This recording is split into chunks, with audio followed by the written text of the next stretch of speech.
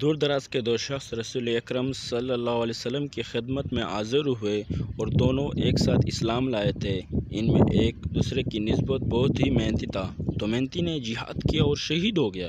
پھر دوسرا شخص اس کے بعد 1 سال بعد تک زندہ رہا، اس کے بعد وہ بھی مر گیا۔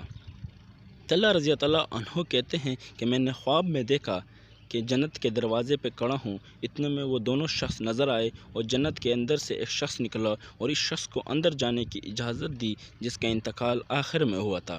پھر دوسری بار نکلا اور اس کو اجازت دی جو شہید کر دیا گیا تھا۔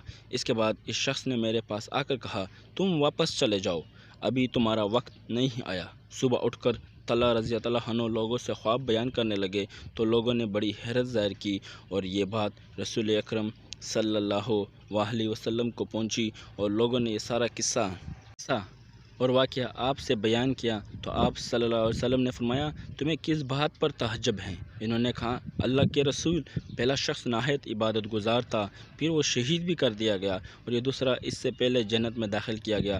آپ صلی اللہ علیہ وسلم نے فرمایا، کیا اس کے بعد 1 سال مزید زندہ نہیں رہا؟ لوگوں نے عرض کیا، کیوں نہیں، ضرور زندہ رہا۔ آپ صلی اللہ علیہ وسلم نے فرمایا، 1 سال میں تو اس نے رمضان کا مہینہ پایا، روزے رکھے اور نماز بھی پڑھی اور اتنے میں سجدے کیے۔ کیا یہ حقیقت نہیں ہے؟ لوگوں نے عرض کیا، یہ تو ہے۔ آپ صلی اللہ علیہ وسلم نے فرمایا، تو اس وجہ سے ان دونوں کے درجوں میں زمین اور آسمان کے فاصلے سے بھی زیادہ دوری آئی ہے۔